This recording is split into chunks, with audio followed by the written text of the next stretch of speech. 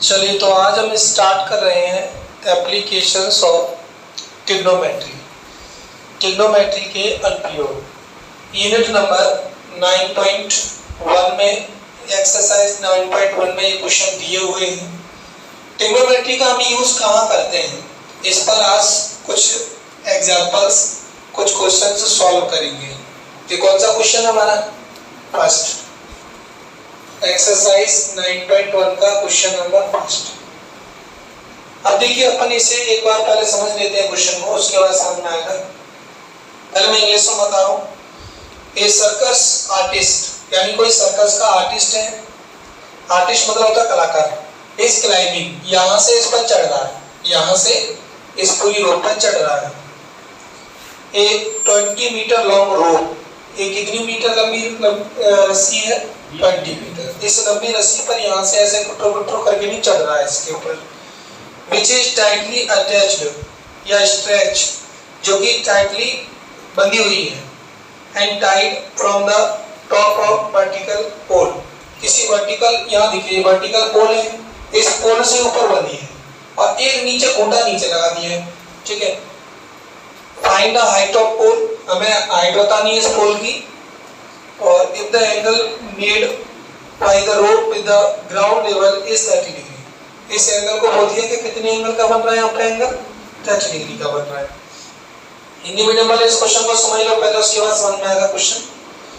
Circus का एक कलाकार एक 20 मीटर लंबी डोर पर चढ़ रहा है। कोई सर्कस का कलाकार है, इस 20 मीटर लंबी रस्सी पर चढ़ रहा है, जो अच्छी तरह से तनी हुई और भूमि पर सीधे लंबे लगे खंभे के शिखर से बंधा हुआ है, ऊपर बंधी हुई है।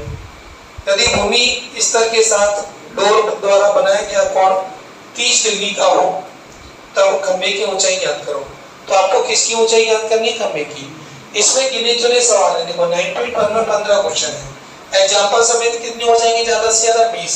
तो ज्यादा बड़ी यूनिट नहीं है, ज्यादा 2 क्वेश्चन डेली करते हो तो आराम से यूनिट हो जाएंगे।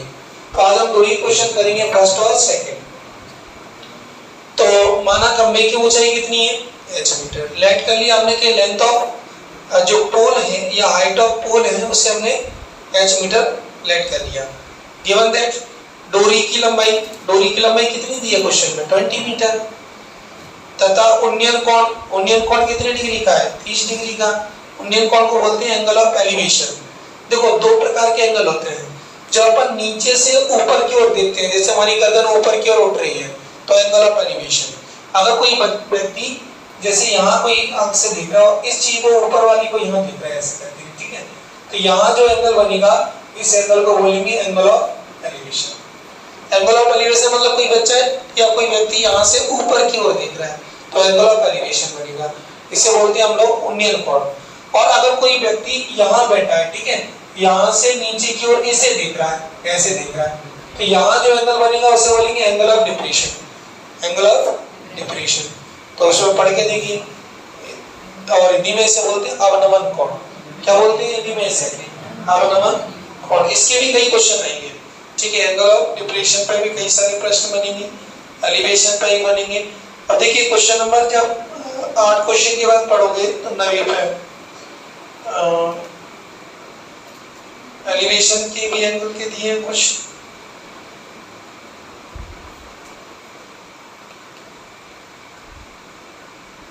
एंगल ऑफ डिप्रेशन के कौन से क्वेश्चन दिख रहे हैं आपको,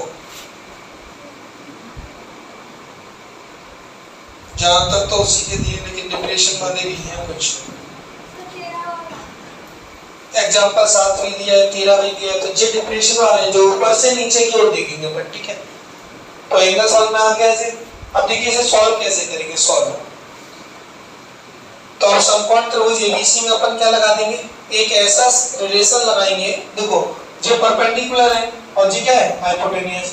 तो परपेंडिकुलर अपॉन हाइपोटेनियस कोई रिलेशन था, परपेंडिकुलर और हाइपोटेनियस का कोई रिलेशन था कि नहीं, मैं जी कह रहा हूँ परपेंडिकुलर और हाइपोटेनियस, हिंदी में लंब बटे कर्ण। तो हमने क्या लगा दिया, साइन लगा दिया। साइन का फॉर्मूला क्या होता है, AB अपॉन AC, यानी परपेंडिकुलर अपॉन में हाइपोटेनियस, तो लंब बटे कर्ण। तो sin 30, थीटा की वैल्यू रखी sin 30, AB की जगह क्या रख दिया h, AC की जगह क्या रख दिया 20। तो यहाँ देखिए sin 30 की वैल्यू होती है 1/2, साइन 30 की वैल्यू क्या होगी 1/2, h/20 यहाँ दी है, यहाँ से h गुणा करोगे तो 2 into h यानी 2h, और बराबर में 20 into 1 कितना हो जाएगा 20, तो यहाँ से h निकालोगे 20/2, तो उसी से काटोगे तो कितना आ जाएगा 10 मीटर। समझ में आया क्वेश्चन की नहीं? अतः खंभे की ऊंचाई कितनी हो जाएगी 10 मीटर हो जाएगी। अगला क्वेश्चन करेंगे अपन।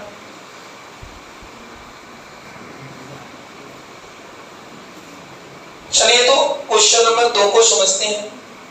आंधी आने से एक पेड़ टूट जाता है और टूटा हुआ भाग इस तरह मुड़ जाता है कि पेड़ का शिखर जमीन को छूने लगता है। आप लोग क्वेश्चन पहले पढ़ा करो। देखिए आंधी आने से पेड़ टूट गया, पहले पेड़ था बीड़ी, पहले पेड़ क्या था बीड़ी था, आंधी आने से टूट गया और जो ऊपरी भाग है इस पेड़ का वो किससे छूने लगता है इस जमीन को छूने लगता है, जमीन पे तो लगेगा पेड़। तो आगे लिखा और इसके साथ 30 डिग्री का कोण बनाता है, और ये एंगल कितनी डिग्री का बनाता है 30 डिग्री। आगे लिखा पेड़ के पाद बिंदु की दूरी, यानी इस बिंदु की दूरी यहाँ से इस बिंदु की दूरी कितनी दे दी है क्वेश्चन में 8 मीटर है, जहां पेड़ का शिखर जमीन को छूता है 8 मीटर है, ये 8 मीटर आपको दे दी है। मतलब कितनी दूर जाके गिरेगा पेड़, उसका टच करेगा 8 मीटर दूर। आगे लिखा पेड़ की ऊंचाई ज्ञात करो, और याद रखना पेड़ की वास्तविक ऊंचाई कौन सी थी AB और ये AD, जितनी बड़ी AD होगी उतनी बड़ी AC होगी। मेरी बात बताओ AD और AC बराबर होंगे कि नहीं होंगे? तो अगर हमें AB मालूम पड़ जाए और हमें AC मालूम पड़ जाए और AB और AC को हम जोड़ दें तो मालूम पड़ जाएगा पेड़ की वास्तविक ऊंचाई क्या थी। तो पहले हम क्या निकालेंगे AB, फिर हम क्या निकालेंगे AC, तो इन दोनों का रिलेशन लगा देंगे। कौन कौन है जी परपेंडिकुलर और जे बेस, इन दोनों का रिलेशन लगा देंगे और फिर इन दोनों का रिलेशन लगा देंगे। इन दोनों में रिलेशन क्या होगा, जी क्या है अपना जे बेस है अपना, और जी क्या है हाइपोटेन्यूज, हम इन दोनों का रिलेशन लगा देंगे। तो ये कॉस रिलेशन होता है और जी क्या होता है, तो इससे हमें क्या मिल जाएगा, दोनों वैल्यूज मिल जाएंगे, दोनों को ऐड कर देंगे आंसर आ जाएगा। तो करिए मेरे साथ में इसे जल्दी से। इंग्लिश मीडियम वाले एक बार और देख लो फिर हम करते हैं सर। एक tree breaks due to storm, storm माने तूफान होता है, and the broken part bent so that the top of the tree touches ground and making an angle 30 degree with it. The distance between the foot of the tree to the point where the top touches the ground is 8 meter. Find the height of tree. तो हमें सबसे पहले से क्या करना है, इसे late वगैरह वाली मत करो, गिवन दैट से चालू करो, क्योंकि अपन को तो निकालना है वो चीज। गिवन दैट लिखो सबसे पहले, दिया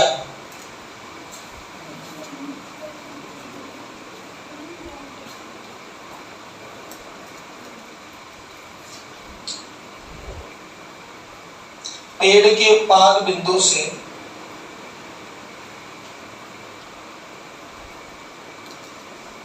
पेड़ के पाद बिंदु से पेड़ के शिखर तक की दूरी,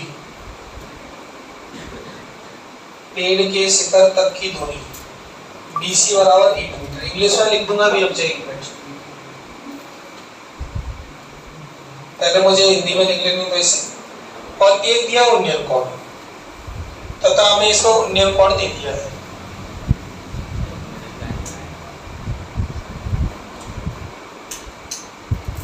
इसमें हमें क्या दे दिया है, उन्नयन कोण दे दिया है,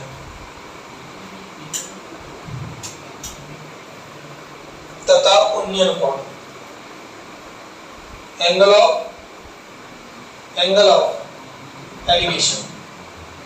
उन्नयन कोण का मतलब होता है एंगल ऑफ एलिवेशन। कितने डिग्री का दे दिया 30 डिग्री।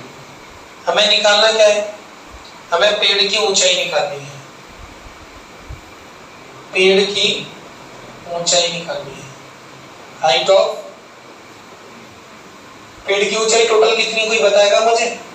टोटल पेड़ की ऊंचाई क्या है BD है ना, BD निकालनी है हमें। और पेड़ की ऊंचाई BD निकालने का तरीका क्या होगा, AB और AC को हम ऐड कर देंगे। किसको ऐड कर देंगे, AB को और AC को ऐड कर देंगे लास्ट में। इंग्लिश मीडियम वाले करो इसे, चलो मेरे साथ में। the distance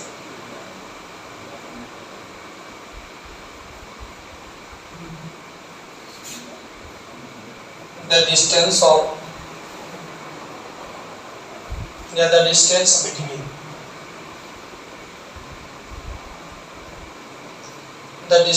between the foot of the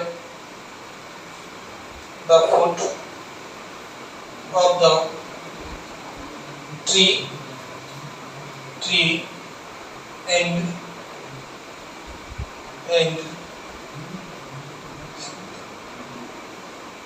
top of tree bracket में लिखना BC इक्वल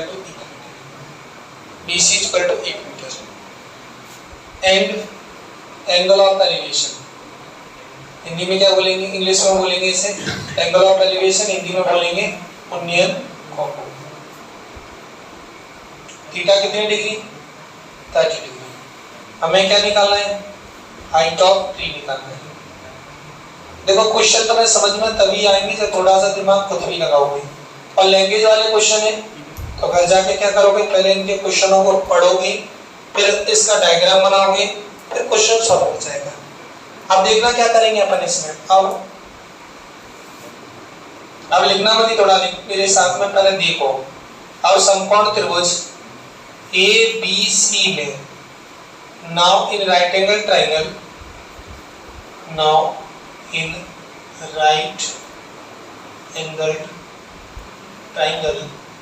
ABC, तो राइट एंगल ट्राइंगल ABC में अपन क्या लगाएंगे, ध्यान से देखना।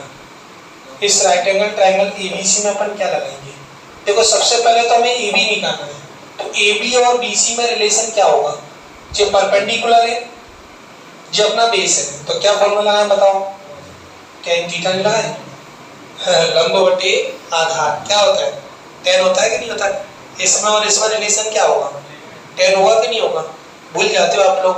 तो tan थीटा का फॉर्मूला क्या होगा, AB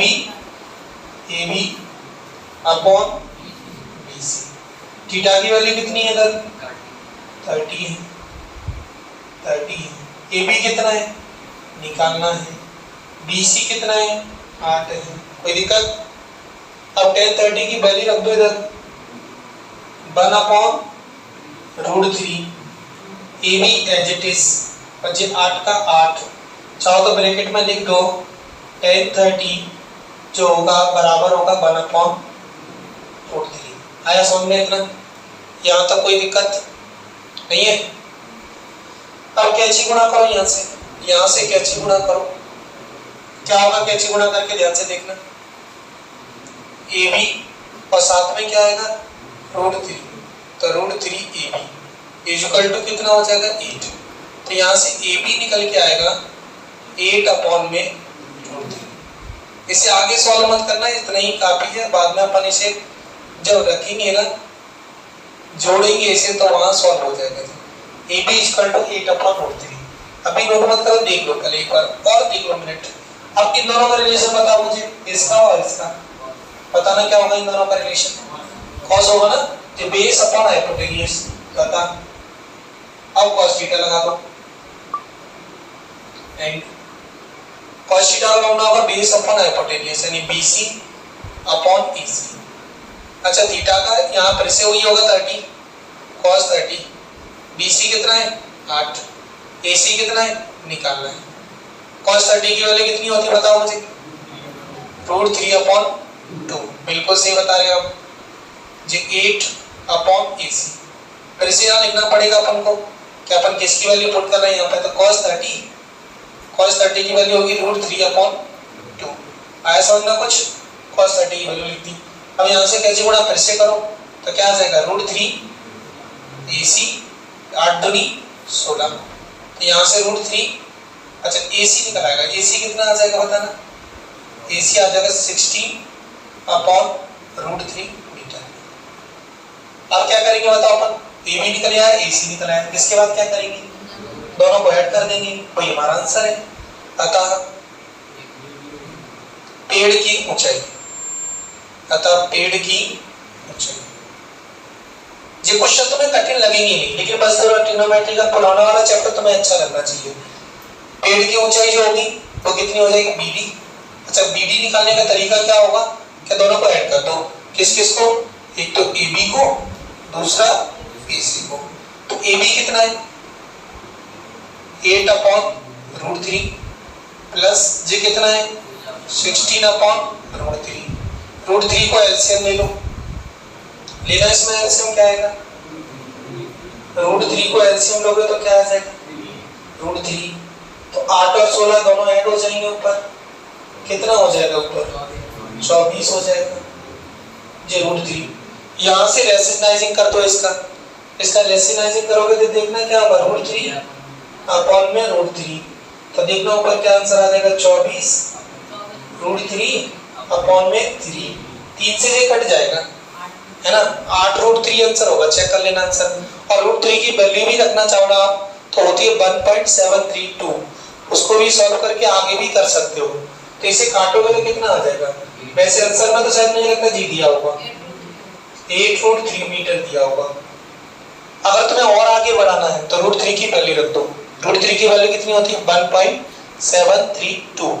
आपको सॉल्व करना है तो यहाँ छोड़ना है तो यहाँ छोड़ दो, और सॉल्व करके आगे बढ़ाना है तो √3 की वैल्यू रख देना 1.732। देखो मैं रखे, देखो वैसे मैं आंसर इसी को दे रहा हूँ, अगर आप रखना चाहो तो क्या हो जाएगा देखना आंसर 8√3 की वैल्यू कितनी हो जाएगी 1.732।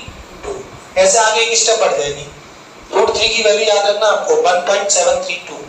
तो अब इसका मल्टीप्लाई कर देना। अगर तुम्हें ऐसा लग रहा है कि √3 तक नहीं छोड़ना और आगे ले जाना है तो देखना आंसर क्या होगा इसका 8 दूनी 16, 8 दूनी 16। अगर आप इसके नीचे बढ़ाओगे तो स्टेप बी के नीचे जाएगा जी, क्योंकि देखो 8 का 8 लेकर मैंने तो √3 की वैल्यू कितनी रहती है 1.732। जो अच्छे बच्चे होशियार बच्चे हैं तो कोशिश किया करो √3 को यहाँ से हटा दिया करो, इसकी जगह वैल्यू कर दिया करो। 8 दूनी 16 हो जाएगा, 8 दिया 24 और 1 25, 8 7 56, 56 57 58, सही है 58, 8 1 8 और 5 13, तो कितना आ जाएगा आंसर 13.856 मीटर। देखो या तो इसे आंसर दे दो, यहाँ तुम्हें और लग रहा है कि √3 की वैल्यू रखनी है, इस ब्रैकेट में ऐसे √3 बराबर 1.732 करते हुए लिख देना, ये आंसर भी हो जाएगा आपका। लेकिन ये दिमाग में रखना जो अच्छे बच्चे हैं वही करना है, ऐसे नहीं तो यही आंसर छोड़ देना। क्लियर, आप यही आंसर छोड़ सकते हैं। कैलकुलेशन तुम्हें आनी चाहिए थी, कैलकुलेशन नहीं आ रही तो आप मत करिए, वही छोड़ दो, और आ रही है तो यहाँ तक पहुंचो। ठीक है, तो कुछ बच्चे ऐसे आंसर देंगे, जो अच्छे बच्चे हैं वो ऐसे आंसर देंगे। ये दोनों स्टेप कहाँ आएंगे बताओ मुझे, ये दोनों स्टेप कहाँ पर आएंगे, इसी के नीचे 8 और इसी के दो स्टेप और नीचे चले जाएंगे अपन, तो वो अंतिम आंसर आ जाएगा आपका। क्लियर हो गया सभी को कि नहीं? तो ये बीच में मत छाप लेना, इतना तो मुझे लगता है जानते होंगे।